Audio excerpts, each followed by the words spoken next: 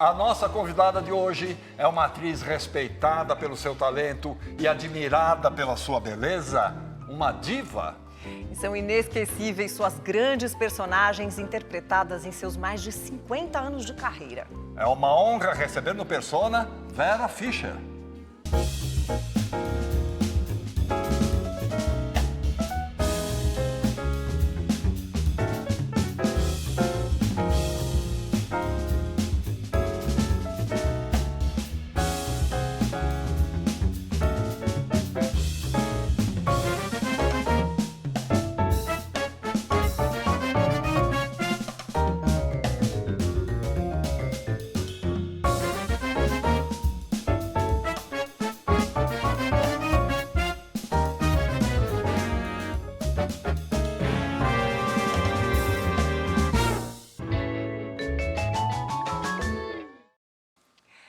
Vera, é uma honra te receber aqui no Persona. Muito obrigado pela sua presença, Vera.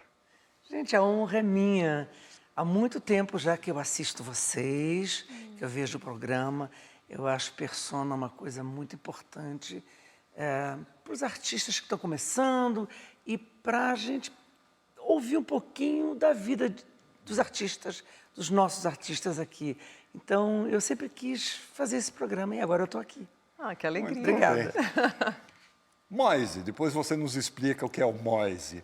A gente pode começar falando um pouco da sua ascendência. Você tinha um pai que era alemão, a mãe era neta de alemães, se não me engano, né? É. Vocês viviam em Blumenau, estado de Santa Catarina, onde há uma comunidade alemã muito grande e tal. Fala um pouquinho sobre essa sua origem. Então, o meu pai, ele era alemão mesmo, né? Então, ele era de uma família muito pobre, de Karlsruhe, e eles cortavam trigo no campo para vender. Então, ele era de uma família de 12 irmãos, e ele era o menorzinho. Então, eles vendiam aquele trigo, eles conseguiam sobreviver com aquilo. Naquela época, né, era perfeito. E quando começou o início da guerra, quando começaram a entrar os judeus e tal, meu pai, ele contava para a gente assim, num português muito ruim, porque ele nunca aprendeu direito, né? Sempre tinha aquele sotaque muito carregado. Ele falava, olha, a gente não conseguia mais vender o nosso trigo tão bem. Então, assim, claro que quando vem uma guerra, o que acontece? Uma inflação muito braba, né? E então, o que aconteceu? Os pais do meu pai eram muito velhos, já muito idosos. Então, eles ficaram com os filhos mais velhos. E o meu pai, quando devia ter seus 20 e poucos anos, ele pegou a bicicleta dele, ele viu que ia acontecer uma grande catástrofe na Alemanha. Ele não sabia bem o quê, mas as pessoas sentem o clima que está pesando. Embora ele não fosse judeu, ele pensou assim, eu vou sair daqui, eu não quero viver nesse lugar. Ele pegou a bicicleta dele, foi para a Suíça, de lá ele pegou um navio e veio trabalhando no navio, tipo lavando convés, descascando batata, sei lá, qualquer coisa. Meu pai sempre foi muito trabalhador, né? E ele ouviu falar que tinha essa comunidade em Santa Catarina, uma comunidade alemã. Como ele ficou sabendo disso, eu não sei. Mas provavelmente ele também era inteligente, apesar de ser muito humilde, e ele deve ter se inteirado disso e veio. E aí ele chegou no Brasil e, ele veio com o dinheirinho que ele ganhou no navio. E aí meu pai sempre foi muito empreendedor. Então, ele começou a pesquisar coisas, o que as pessoas estavam precisando e tal. E ele abriu uma lojinha de secos e molhados. Vendia carne seca, vendia produtinhos assim, usáveis pelas pessoas mais simples. E aí, depois de um tempo, ele conheceu a minha mãe, a Hildegard, que era a minha mãe. E aí eles namoraram e se casaram. Aí meu pai, aos poucos, ele foi progredindo. Aí ele abriu uma loja onde vendia-se de tudo. nós morávamos num bairro chamado Bairro da Velha, que era um bairro muito grande e onde não havia nenhuma loja que tivesse tudo. Então havia comida, a princípio havia comida, havia utensílios de casa, tecidos, sapatos, brinquedos, cadernos para a escola, tudo, enfim, um pouco de tudo. Ele começou bem simplesinho e foi ampliando, ampliando, ampliando. Então a loja ela tomou conta de um quarteirão. E nós morávamos no mesmo prédio, nos andares de cima, quando nós nascemos depois, né? Eu nasci bem depois. Minha mãe foi mãe mais velha e depois nasceu meu irmão, 5 anos depois nasceu meu irmão, Werner. E eu, desde pequena, eu aprendi uma coisa muito boa, que era disciplina com liberdade. Porque eu vi que meus pais, desde pequena, eles eram protestantes luteranos. E eles me colocaram na escola católica de freiras.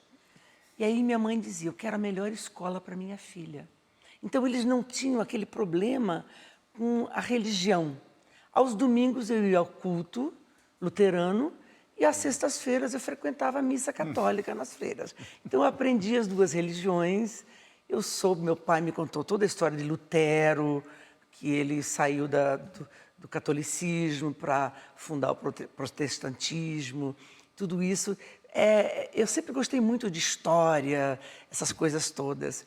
Então, e ao mesmo tempo, eu fui crescendo com muita liberdade, porque nós tínhamos jardins imensos e hortas. Minha avó, que também era de família alemã, morava do lado da gente, então era tudo muito grande.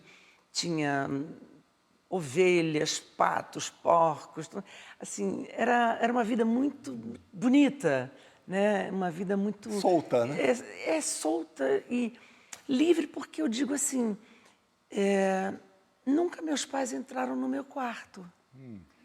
Havia sempre alguém que batia na porta, olha, para almoçar. Eles falavam, vem comer. Então, almoçar, café da manhã, eu estudava de manhã e tinha que pegar ônibus na frente da nossa casa e hora para jantar. E nós comíamos 6 refeições por dia. Era o café da manhã, bem cedo. Depois tinha o Frühstück, que era assim, um lanche com coisas salgadas, às 10 da manhã. Tinha o almoço ao meio-dia. E tinha o café da tarde, com tortas e bolos, aquelas coisas que os alemães adoram. E depois tinha o jantar, que era às 7, 8 horas da noite. Poxa. E ninguém era gordo. Ô Vera, e é verdade que você só aprendeu a falar português aos 5 anos de idade? Claro, eu sabia, porque as crianças da vizinhança falavam, né? Mas também muitas famílias falavam alemão. Então, era mais fácil para mim me comunicar em alemão até 5 anos. Aí eu comecei a aprender quando eu entrei na escola das freiras. E foi muito rápido, porque eu tenho assim, uma facilidade para a musicalidade das línguas. Então, foi fácil. E o Moise? O Moise era o meu apelido de criança. Eu não sei quem inventou, se foi a minha mãe. Eu acho que foi a minha mãe. Tem um significado? Moise não tem um significado literal. Na verdade, mouse é rato, é que nem em inglês, né? E Moise são vários ratos. Então, ficou... Mas não é isso. Não são vários ratinhos, era Moise porque era Moise. Pelo som. Por exemplo, né? meu irmão chamava Werner, o apelido dele era Tedo. Vai explicar. Agora, você mencionou a sua avó, a Oma, né? A Oma. Oma. Você se dava muito bem com ela, né? Eu adorava a minha avó, a dona Rosa Bent. Ela era maravilhosa, ela era uma fada. Ela era uma bruxa, uma fada, uma maga, porque ela me ensinava o nome das flores. Eu escrevo isso nesse meu primeiro livro, né? Eu falo sobre como eu também sonhava em ser arqueóloga, em cavucar assim, os canteiros e descobrir pedacinhos de xícaras e pedacinhos de vidro. E eu polia aquilo, guardava numa caixa de papelão. Eu queria descobrir tesouros, assim. E a minha avó me ajudava muito. Ela me dava toda a liberdade, me contava histórias de terror, todas as noites. Eu adorava. Histórias que ela lia ou que ela conhecia? Não, que ela inventava. Agora, você mencionou, né, que teve essa educação rígida e que seus pais, ao mesmo tempo, não te incomodavam, né, nem batiam na porta do seu quarto. Ali você escrevia, lia muito, então você tinha essa liberdade realmente? Eu sempre fui muito criativa, em todos os sentidos. Quando eu era pequeno, eu desenhava muito, pintava muito, porque nós não tínhamos televisão, só rádio. Porque a televisão entrou em Blumenau quando eu tinha 16 anos de idade. Uhum. Então, eu lia muitos livros que vinham da Alemanha para minha mãe e para o meu pai. Era assim, tinham coisas que não me interessavam muito, tipo Deutsche Roman, que eram assim, as histórias açucaradas, né? Com as capas das revistas, sempre com os atores alemães, que aí eu fui descobrindo. E eu também... Eu fazia bonequinhas de papelão, fazia roupinhas para elas. Sabe aquelas bonecas que existiam antigamente, que você colocava a roupinha nelas, assim? Tinha uma bonequinha e você ia encaixando. Eu fazia muita colagem também. Recortava coisas de revistas, fazia colagens. Isso quando eu era mais criança, assim. E brincava também, claro, muito com as crianças, de bicicleta, essas coisas de bola, né? E nós tínhamos uma casa de praia, então a gente ficava 2 meses na praia, de Camboriú. Agora, você, na sua biografia, você conta que você era uma excelente aluna, mas diz que não era uma menina muito comportada. Você vivia descalça, você se achava feia, mordia o seu irmão. Vera, como é que é isso? Pois é, né? Eu acho que essas coisas nascem assim com a gente. Quando você é criança, 5 anos é uma diferença muito grande, né? Quando você tem 10, ele tem 5. Não dá para conviver muito, né? Eu sempre fui muito assim, querendo as minhas coisas. Sempre fui muito, né? E quando eu digo disciplina, porque há uma disciplina. Você tem que fazer todas as coisas que você tem que fazer. Ninguém vai te ajudar. Se você precisa de ajuda, você tem que pedir, né? E na nossa família não era muito de pedir as coisas. Ou você resolve, ou você resolve. E isso, então, foi uma coisa que eu aprendi a ter essa liberdade comigo mesma, sozinha. E uma independência, logo né? depois que eu pude... Também ajudava meus pais na loja um pouquinho, porque em época de Natal e na Páscoa, eles tinham muitas balconistas, mas eu ajudava. Eu ajudava bem. Eu até vendia muitas coisas com a minha imaginação, assim. Mas quando eu pude, eu tirava dinheiro da caixa registradora dos meus pais e ia comprar livros na única livraria que tinha na cidade. Então, eu comecei a ler todos os livros que apareciam, todos. Assim, de antigamente, dos anos 60, toda aquela revolução que houve nos anos 60. Então, assim, eu não era nem politizada, mas eu era uma criatura política, porque eu entendia aquilo tudo muito bem. A sexualidade, em todos os seus sentidos, ela apareceu para mim ali também, na literatura. Então, assim, eu sou uma pessoa que comecei a aprender as coisas do mundo e as coisas das minhas sensações através da literatura. E o seu primeiro contato com a arte foi com o balé? Foi. E como é que foi? Que idade que você tinha? Você era criança ainda, né? Eu tinha 7 anos. E aí nós tínhamos lá o teatro que ainda existe, que é o Teatro Carlos Gomes, que tinha uma professora de balé, que era uma polonesa, e ela era muito rígida, muito rígida. E eu era uma criança que queria dançar muito, queria me movimentar, queria... Eu tenho isso até hoje. Só que assim, ali também eu tinha um segundo desejo, o de arqueóloga e o de ser bailarina clássica. Só que assim, com o meu tamanho, eu sou forte e alta. ela dizia para mim, jamais você será uma bailarina. Então eu vou te ensinar aqui junto com as outras meninas. Eu era sempre a última da fila. Eu ficava danada, porque eu queria estar lá na frente, que eram as pequenininhas, as delicadas, né? Mas nós fazíamos uma apresentação por ano, no fim do ano, para os pais. Então a gente dançava Sonho de Amor, do Liszt, dançava Handel, enfim, sabe, assim, eles inventavam coisas do Shakespeare, sabe, Sonho de uma Noite de Verão, e essas coisas, assim. E era uma delícia, porque eu podia usar sapato de ponta. Então, assim, era maravilhoso, né? Mas, obviamente, que eu fiquei alguns anos fazendo essa aula de balé, sabendo que eu jamais seria bailarina, e um dia acabaram essas aulas, porque a professora foi embora e não houve ninguém que a substituísse. Aí eu fiquei muito triste, porque Truncou a sua carreira de era bailarina. uma coisa boa, física, que eu fazia, que eu gostava muito. Agora, ainda na escola, parece que você era meio rebelde, assim, no sentido com a roupa também. As meninas iam todas arrumadinhas, bem vestidas, você estava descalça, de short. Como é que Não, isso era na minha casa, isso era na sua loja. casa. Quando eu ia tá. ajudar a trabalhar na loja, eu ia descalça, de shortinho. Eu usava sempre cabelo muito curtinho, porque era prático. E eu comecei desde cedo a usar óculos de grau, porque eu sou míope. Então, eu ia assim, desse jeito. E meus pais não diziam nada, não vai se arrumar, como hoje em dia, né? As pessoas, não, filho tem que estar arrumado, não. Agora, assim, na escola nós tínhamos uniforme, então a gente tinha que usar uniforme. Mas, assim, o que você quer dizer que eu tinha uma rebeldia?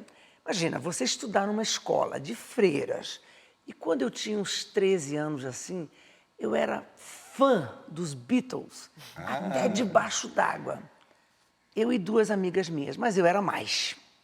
E aí eu resolvi escrever uma história absurda e bobinha e inocente. Mas de uma que baita nós- imaginação, né? Uma baita imaginação.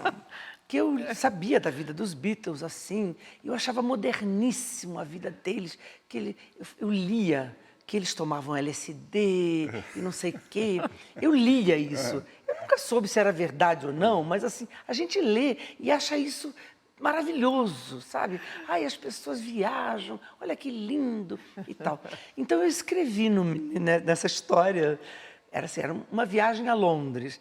Eu e essas duas minhas amigas, a gente ia para Londres, conhecia os Beatles, aí a gente tomava todas as drogas, todo mundo transava com todo mundo, e depois a gente voltava para o Brasil, todo mundo feliz e alegre e contente. Aí eu levava isso no caderno, escrito assim, caderno escolar, levava para a escola e as meninas liam por baixo das carteiras, assim. Até que um dia as filhas pegaram. Eu nunca vou me esquecer. Que, assim, pareciam, eu escrevo no meu livro, pareciam, assim, vários pinguins na sala, as freiras todas. Chamaram meu pai e minha mãe. E foi assim, a cidade inteira ficou sabendo. Um escândalo. Eu fui suspensa durante um bom tempo. Aí meu pai dizia, minha mãe, mas da onde você tirou isso, minha filha? Como você escreve uma coisa dessas? Você nunca viu isso, você nem sabe se é verdade. Como é que você inventa uma coisa dessas? Para eles era ruim, né? Eu falei, não, mas é uma história que eu quis contar. Só que assim, era eu mesma. Protagonista. Né? Aí eu virei uma persona não muito grata na cidade. Mas, ao mesmo tempo, também eu fazia Eu fazia parte de um grupo de poesia, que era do grande poeta Lindolf Bell, né? O nosso poeta lá, catarinense.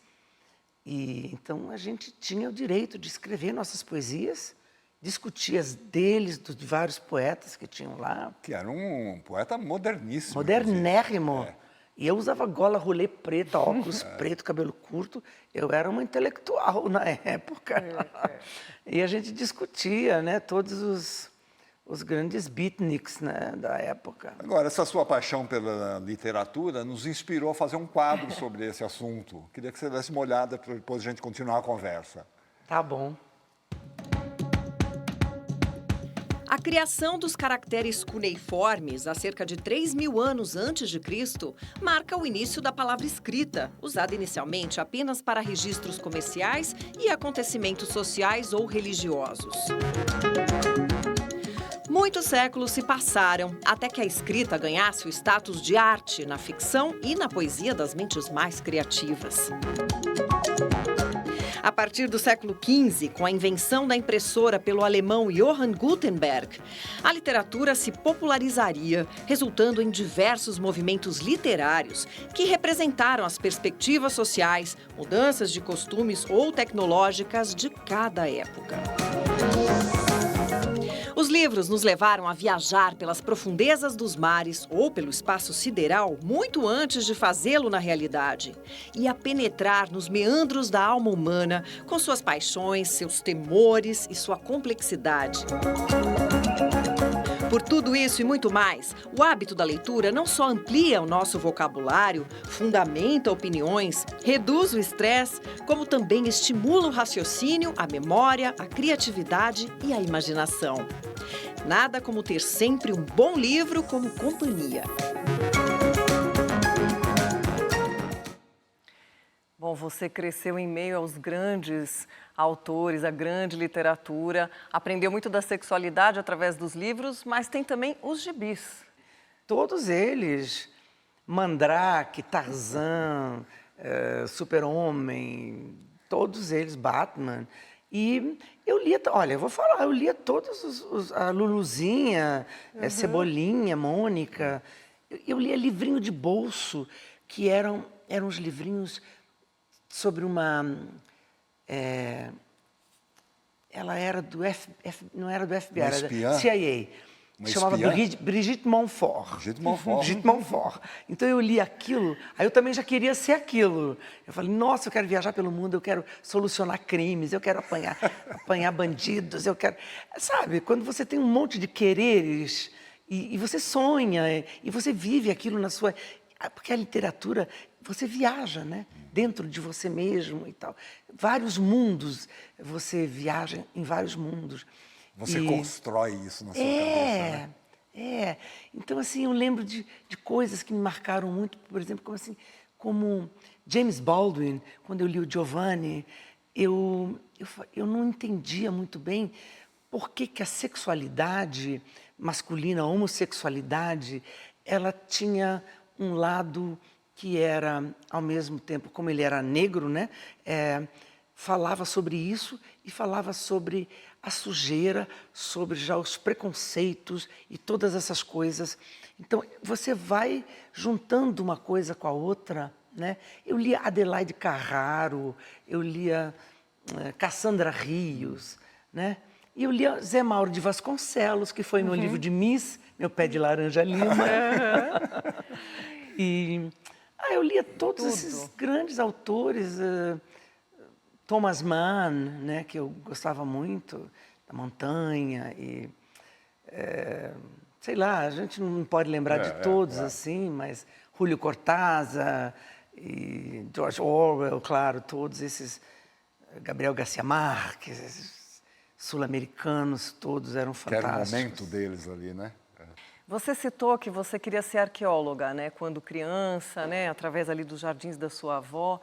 Mas você pensou em fazer outros cursos também, né, antes de enveredar aí para a carreira de atriz? Eu queria fazer literatura, ou letras, ou qualquer coisa que fosse história, né, que me interessava muito. Só que o lado da Miss entrou no meio disso e não me deixou fazer faculdade. Entendeu? Eu estava no clássico, existia uma coisa chamada clássico naquela época, estava no 2º ano. E a gente aprendia latim, e aprendia essas coisas, né? Mas eu nunca fiz curso de nada. Você chegou a dar aulas, não foi? Eu dei aula, sabe de quê? De maquiagem. Quando acabou o concurso de Miss Brasil, tinha uma escola chamada Socila, que ensinava as ex-misses a maquiagem e tal.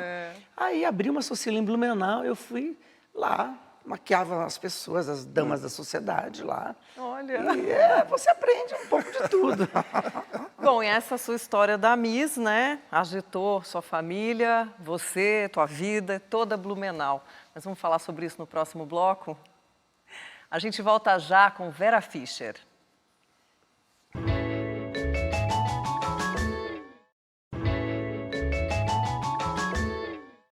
Estamos de volta para continuar o nosso bate-papo com a Vera Fischer. Vera, aí surge aquele convite insistente para você participar do concurso de Miss, porque a princípio você relutou, né? Porque, olha só, uma menina de short, de óculos de grau, que faz curso de poesia, que se acha intelectual, que lê um livro atrás do outro. De repente, aos 16 anos, chega na sua casa um pessoal de um jornal dizendo assim, não, queremos convidar sua filha, meus pais, para ser Miss Blumenau. E eu fiquei horrorizada. Assim, sabe? Quando você quer esganar as pessoas. Como assim, né? Aí a minha mãe falou, não, claro que não, não, claro que não. Aí meu pai ficou assim, se ela quiser... Olha um alemão falando isso. Aí eu falei, não, não, não, não, não. Aí tal. Aí, mas isso ficou na minha cabeça. Eu falei assim, por quê, né? Que eu, uma menina como eu, não tenho nada de Miss. Miss é uma coisa que eu execrava, né? Eu falava, que isso? Ficar desfilando. Aí, assim, no ano seguinte, eu tinha 17, eles voltaram e convidaram de novo. Aí a minha mente estava um pouco já pensando em sair de Blumenau. Eu falei assim... Eu não quero pedir dinheiro ao meu pai, eu não tenho emprego, eu tenho 17 anos, estou estudando. Como é que eu faço? Então, eu tenho que ganhar esse concurso de Miss Blumenau, depois Santa Catarina, depois Brasil, porque aí talvez eu possa trabalhar em alguma coisa e meu pai me deixe morar lá. Aí aceitei. Esse era o plano. Esse era o plano. E você sabe que eu sou danada, né? Meus planos dão certo. Aí minha mãe não queria, né? Desmaiou minha filha. Meu pai disse, deixa ela é bonita, deixa ela. Aí depois eu perguntei, eu falei assim, mas por que vocês me convidando a ser Miss? Eu não tenho biotipo de Miss. Tem. Que depois foi minha acompanhante, minha amiga, grande amiga até hoje. Ela falou assim, a gente vê você passar pela janela, quando você vem do colégio, você anda retinha, como uma Miss tem que ser. O resto a gente arruma, o resto a gente te ensina, fazer uma maquiagem, um cabelo, roupa. Você sabe andar, você sabe ficar em pé. A gente vê você no ponto do ônibus, você fica assim. Eu falo, é isso? É isso. Eu falei, então eu tenho postura de vencedora mesmo, então vamos embora. É isso aí. E foi assim.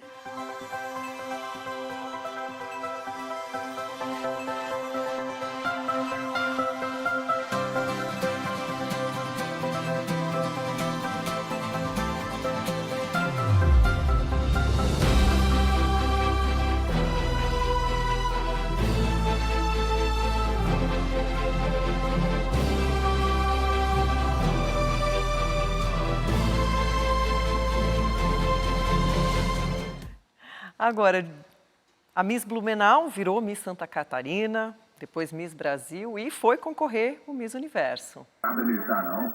Esse é o desfile das mulheres mais bonitas do mundo. Também encantou o mundo com sua beleza. É do baú. Mudou isso de alguma forma, aquela versão mais intelectualizada da Vera? Não, não.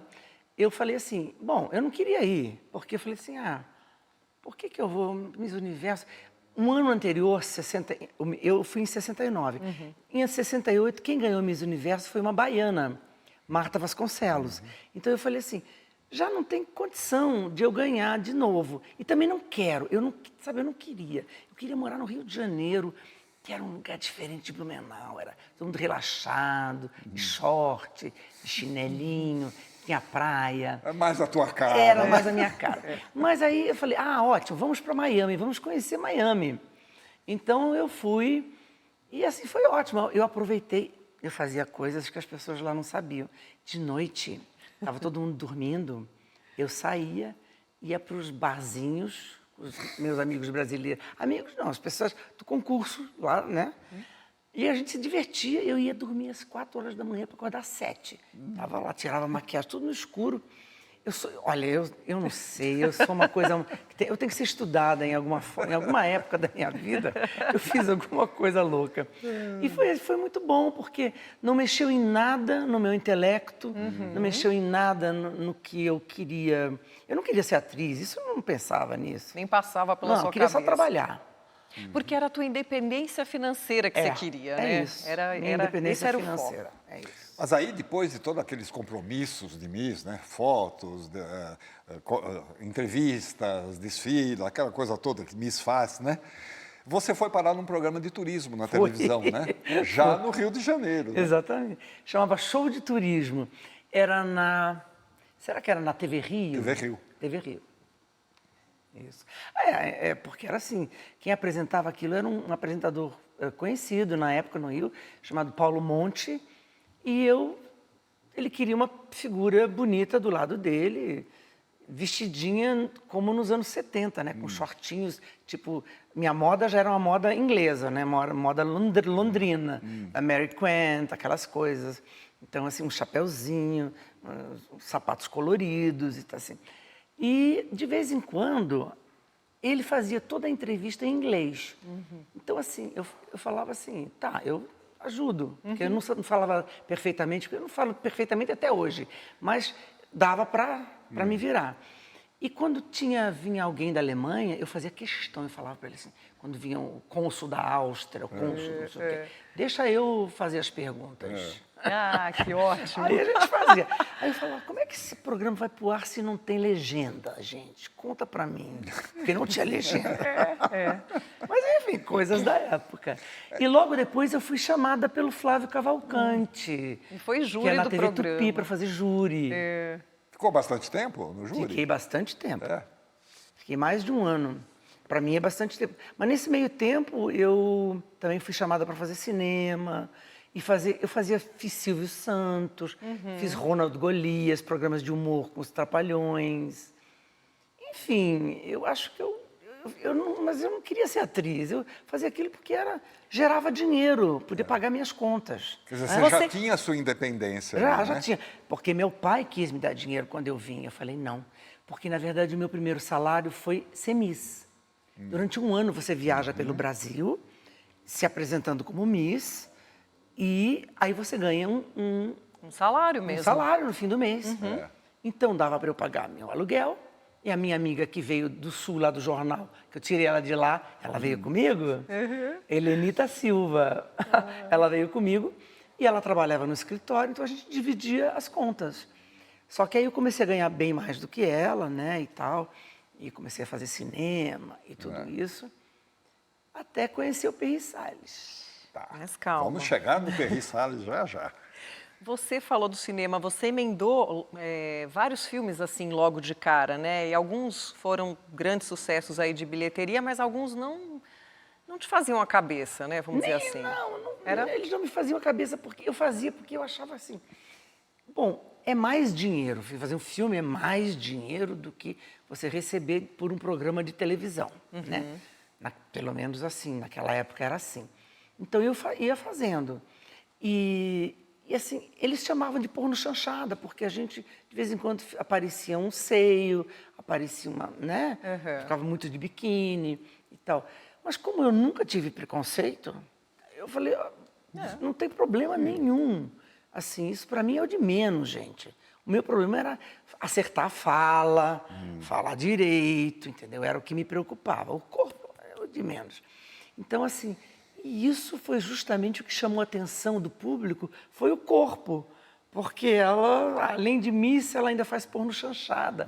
Que eram coisas que alguns eu vejo hoje em dia, eles eram deliciosos. Eles eram meio comédia, meio uma história meio surrealista, meio improvável, sabe? As coisas assim bem malucas. E grandes atores fizeram. Grandes atores fizeram. Claro.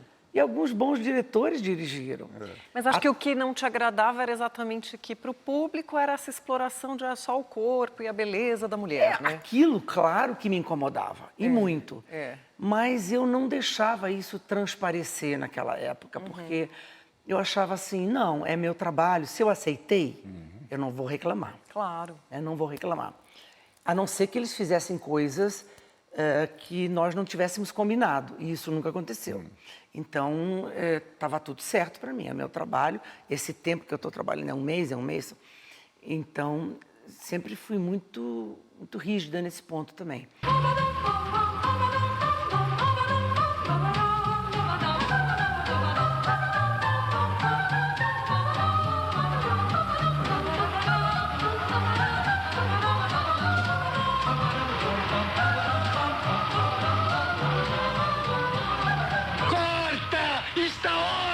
Perfeito! Muito bom! Já pode descer! Vem as costas! Por favor, me tirem daqui. Só mais um minuto. Eu não aguento. Foi nesses filmes que você conheceu o Perry? Foi. Na verdade, eu conheci o Perry vendo ele numa peça de teatro chamada Abelardo e Heloísa. Linda. Mas eu só vi a peça, achei maravilhoso, um homem que era um filósofo, que era o Abelardo, aquela história. Eu já queria viver aquela história também, né? Já me apaixonei pelo filósofo Abelardo, que era o Perry, que eu vinha conhecer depois na TV Tupi. Bom, e aí com o Perry começa um novo capítulo da sua vida. Nós vamos falar sobre isso no próximo bloco? A gente volta já com Vera Fischer.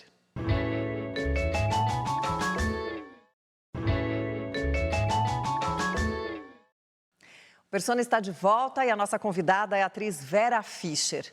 Bom, você estava nos contando do início da sua relação com o produtor e diretor teatral Perry Salles. Quando você casou com o Perry, vocês resolveram procurar um roteiro que tivesse uma melhor qualidade para vocês mesmos produzirem um filme, né? Sim. E aí vocês recorreram a um grande escritor. E a gente fez um quadro sobre ele. Olha só. Carlos Heitor Coni, uma das mais emblemáticas figuras da literatura brasileira, desde cedo enfrentou grandes desafios. Por conta da sua deficiência auditiva, Coni não conseguia frequentar regularmente a escola primária e foi alfabetizado em casa. Iniciou sua vida como jornalista, cobrindo as férias do próprio pai no Jornal do Brasil, onde mais tarde se tornaria redator. Por conta dos seus textos de oposição ao golpe de 1964, acabou sendo preso 6 vezes durante o período da ditadura militar. Desgostoso com a situação política do país, resolve partir para o exílio e, ao voltar, torna-se repórter e editor de importantes revistas e jornais. Coni escreveu de tudo: crônicas, romances, ensaios, contos, fez traduções e roteiros para cinema e televisão. Uma vasta obra que recebeu as mais importantes premiações literárias do Brasil e do exterior e que lhe abriram as portas da Academia Brasileira de Letras.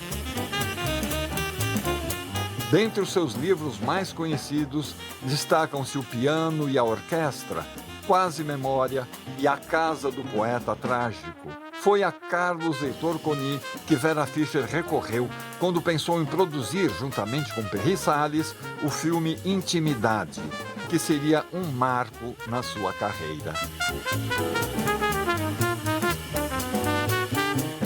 Como é que surgiu a ideia de convidar o Coni? Como é que foi o primeiro contato com ele?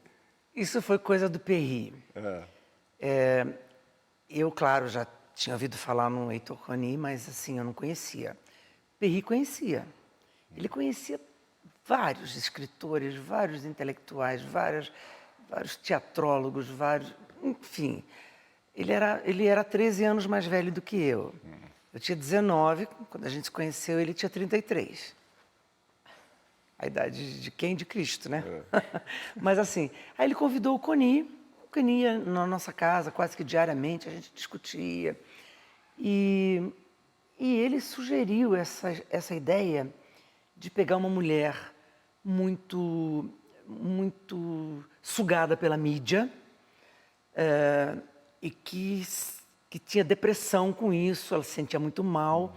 E essa mulher era casada com um executivo muito objetivo, muito radical, entendeu? Que não dava muita bola para a mulher. Então, aí ele teve a ideia, e eu achei genial, pegar essa mulher e desmascarando ela, tirando a peruca, cílio postiço, tirando toda aquela coisa superficial que era para o público, né? Que ela era uma estrela, e deixar ela natural, mais ou menos como a Vera. Como eu fiquei ali, estava de cabelo curtinho, Sem assim, maquiagem. sem maquiagem, sem nada, queimada do sol. Nós filmamos tudo em Búzios. Búzios, nos anos 74, não tinha ninguém, não tinha nada, não tinha nenhum hotel, tinha um galpão.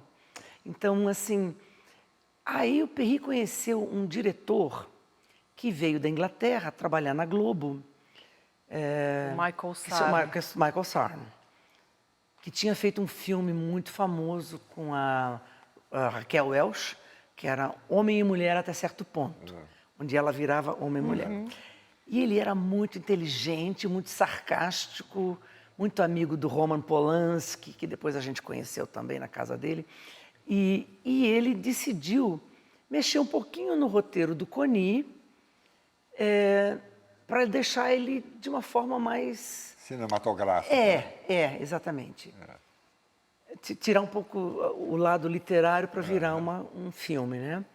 Então, o Perry fez 2 personagens. Fazia o personagem do meu marido publicitário e um pintor de paredes, que era um filósofo com uma barba desse tamanho, e onde eu me apaixonava por ele. Eu ficava lá, numa espécie de um retiro em Búzios, longe dos holofotes, e a gente tinha conversas, assim, bem surrealistas, bem loucas, né? Assim, de pessoas que... Ele tinha uma cabeça, eu tinha outra, e então, assim... E o final do filme é trágico, mas é justamente essa era a ideia, sabe? E aí a coisa muda de figura, né? Esse filme lhe rendeu o prêmio APCA de melhor atriz de cinema em 75, e você e o Perry percorreram a Europa com esse filme. Mas foi aí, aos 25 anos, com esse filme, que eu me dei conta, agora sim eu sou uma atriz. Agora eu sou uma atriz. Antes eu estava ganhando dinheiro para sobreviver. E claro, você aprende, né? Com as pessoas que você convive, você aprende. Mas agora eu sou uma atriz. Então, eu fiz não foi com esse dinheiro, eu fiz um nu para a revista Status, que me deu um dinheiro que eu falei, eu vou fazer, Perry, porque a gente pode ir para a Europa, ficar um tempão na Europa. Sempre planejando. Sempre. E foi dito e feito. Ficou 4 meses na Europa, a gente não tinha filho, não tinha nada. A gente ficou 4 meses na Europa, a gente foi para tudo quanto é lugar, com o dinheiro da Status. Foi nessa época que vocês dormiam dentro de um Cinca? Foi. A gente comprou um Cinca, caindo aos pedaços, porque ele falou, é mais fácil que a gente... Ele funcionava a querosene, a óleo, então era uma fumaceira. Sempre tinha uma polícia, eles são muito certinhos na Europa, sempre tinha uns polícias atrás da gente. E o Perry, como falava inglês e francês muito bem, ele sempre se virava com as pessoas, dava um jeitinho. E naquele mesmo ano nós fomos para o Festival de Cannes, pela primeira vez, tentar vender esse nosso filme, né? E foi bom ir para o Palácio, Claro. e as pessoas ganhando a palma de ouro, né? Claro. Muito bom. Bom, e aí, a partir desse filme, você de novo emendou vários filmes, só que agora com diretores como Arnaldo Jabor, Walter Hugo Cury, e pelo Brás Chediak, que, aliás, E pelo te mandou Cacá uma Diegues. mensagem. Cacá Diegues também. E o Brás Chediak te mandou uma mensagem. Mandou? Verinha, foi muito bom trabalhar com você. Foi uma alegria. Vera Fischer é uma pessoa iluminada, é um grande ser humano, uma mulher bonita, de uma simplicidade cativante e grande atriz. Nós fizemos 2 filmes juntos, Bonitinha Mais Ordinária e Perdoa por Me Traíres. A Vera dá um show. Bonitinha Mais Ordinária, ela contracenou com Zé Wilker, com Milton Moraes, Lucélia Santos, enfim, infinidade, Xuxa Lopes, infinidade de atores e atrizes. E no Perdoa por Me Traíres, ela contracenou principalmente com Rubem Correia e com Nuno Leal Maia. dois grandes atores, e a Vera deu um show, mas um show. Para mim, uma das grandes interpretações do cinema brasileiro de todos os tempos. Ela transmite uma verdade que poucas atrizes transmitem. Às vezes uma atriz é muito boa, mas é teatral, às vezes ela é um pouco, tem um vidro entre ela e a tela. A Vera, não, a Vera, ela é inteira ali no cinema. Ela nasceu para o cinema e o cinema foi criado para ela, tá? Verinha, foi muito bom trabalhar com você, fiquei alegre, fiquei feliz e você, sei lá, me dá saudade de trabalhar com você novamente e, enfim, gosto muito de você. Um beijo, tudo de bom. Ah, Braz Chediak, é um querido. Gente, eles me convidaram para fazer Nelson Rodrigues, onde eu fiquei absolutamente louca, porque é um texto que você tem oportunidade de fazer isso, ainda jovem, sabe, sem muita experiência, e com carinho, com a atenção desse diretor, e com os filhos do Nelson também, o Nelsinho e o Jofre. Então, assim, a equipe me dava muita estrutura, assim, era uma coisa gostosa de fazer, apesar de ser Nelson Rodrigues, era assim, tínhamos às vezes cenas onde eu tinha que descer uma escada enorme lá da Candelária, começando o texto lá em cima e terminando embaixo. Não podia cortar, não tinha corte. Aí eu falei, meu Deus, eu vou esquecer esse texto no meio. Eu e o Wilker. Eu falei, eu vou esquecer esse texto. Mas não, fizemos e foi inteirinho. E assim, eu nunca vou esquecer desse enorme, dessa qualidade de cinema que eles me proporcionaram e com grande carinho e amor com que eles me trataram e como eles me respeitaram e me respeitam até hoje. Braz Chediak, meu amor para você, querido. Quem é você?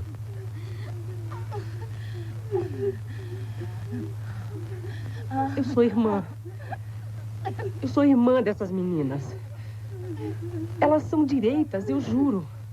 Ritinho, escuta. Tá bom, mas não fala bonito. Ritinha.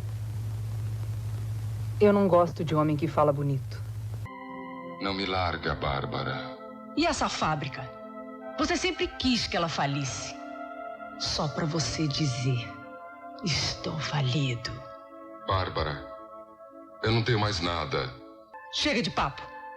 O Carlos tá me esperando. Hoje é dia dele mudar a pilha.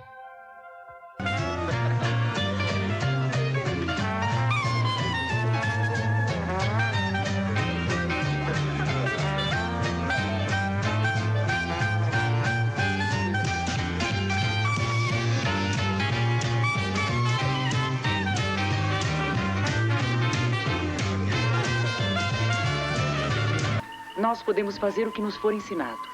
Não! Você não! Eu também quero ficar em Palmares. Se o senhor não vai nos deixar ficar, é porque é igual a eles, que decidem quem pode ser livre. But we're wrong. Not tonight. Don't you touch me! You use people. You're a manipulator.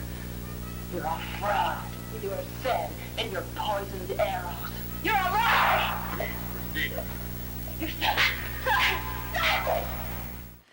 Então, no final dos anos 90, eu fiz um filme que eu considero muito importante. E foi muito, muito difícil fazer esse filme, essa personagem. A personagem se chama Neuza Sueli. Era um filme chamado Navalha na Carne, dirigido pelo Neville de Almeida, e é do Plínio Marcos, que eu conheci muito Plínio na época que Perry me levava para os restaurantes Piolim, Gigeto, tava lá Antunes Filho, aquela turma da pesada, né? Mas eu nunca imaginei fazer alguma coisa do Plínio. Então, quando o Neville me chamou, me convidou para fazer a Neuza Sueli, eu li o roteiro e adorei. Eu adorei, porque é um texto muito visceral, né? É como o do Nelson também, de uma outra forma. E como ela era uma prostituta muito de baixo nível, coitada, coitadinha, pisada, machucada, arrebentada, estilhaçada. Então, assim, eu fico até emocionada agora, porque assim, eu apanhei tanto naquele filme. O ator principal, que fazia o Vado, era um ator cubano, chamado Jorge Perugorria. E ele fazia cenas para valer. Eu acho certo, porque eu também faço para valer. Só que a Neuza Sueli apanha muito. E ele joga ela no chão de paralelepípedo, e aí vai lá, bota sangue e tal. Mas eu fiquei toda roxa o filme inteiro. E aí eu descobri que aquele texto que eu dizia, que a Neuza Sueli dizia, que era tão decadente, e então ela pedia pelo amor dele, e ele queria só fumar um cigarro de maconha. Então, assim, era uma coisa tão, assim, sabe, tão baixa, assim, ela era uma coitada, tão coitada, que eu falei assim para o Neville, no começo do filme, eu apareço fazendo programa como uma prostituta e tal. Depois eu comecei a chorar em algumas cenas e comecei a borrar minha maquiagem, e todo dia eu fotografava, eu fazia igual. Então eu fui deixando, o filme começava cedinho, ia até a madrugada, falando, não mexe em mim, não mexe em mim. O máximo que pode colocar é suor e sangue, mas deixa eu... E eu levantar, fazer ginástica para ficar bem suada nas cenas. E eu queria que a cara ficasse como um Picasso, sabe? Assim, totalmente distorcida. Desfigurada. De dor, sabe? Então, assim, foi um filme muito importante, muito importante. Claro que depois Neville inseriu algumas cenas que não estavam no roteiro original, mas isso, todo diretor faz isso. Só queria dizer que foi um filme importante ter feito Plínio Marcos.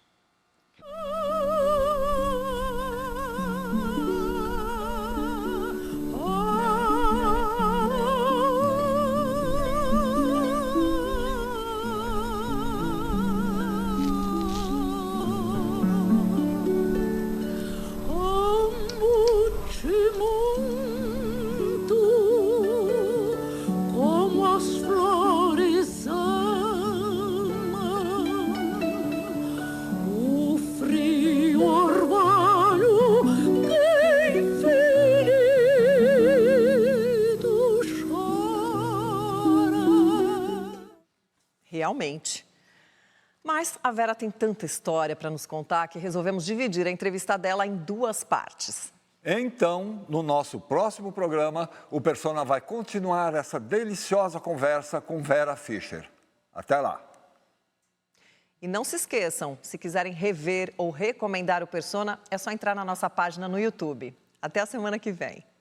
Ele falou, Vera, você não gostaria de fazer a minha novela? Eu fiquei meio assim, falei, novela? Não sei, eu nunca fiz novela. Será que eu sirvo para fazer novela? Quando eu fiz a novela Mandala, aconteceu uma coisa que nunca tinha me acontecido antes. Que eu já tinha feito várias novelas com vários atores bonitos e queridos e tudo mais. Só que eu me apaixonei pelo Felipe Camargo. E a imprensa era furiosa, me atacava de uma forma brutal mesmo. Se eu não fosse uma pessoa muito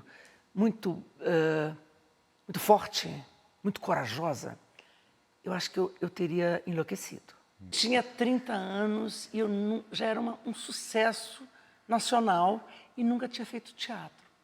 Então, assim, e era uma peça do Roberto Ataíde. Nós amamos o mesmo homem durante muito tempo e nós nos tornamos amigas durante a vida inteira. Todos os natais, aniversários. Eu moro no Rio, ela mora em São Paulo, mas eu mandava cartões lindos para ela, presentes. A gente se ama tanto, porque é possível isso, você amar o mesmo homem e também se amar, né? Então, assim, que mulher importante é essa na minha vida e para o teatro.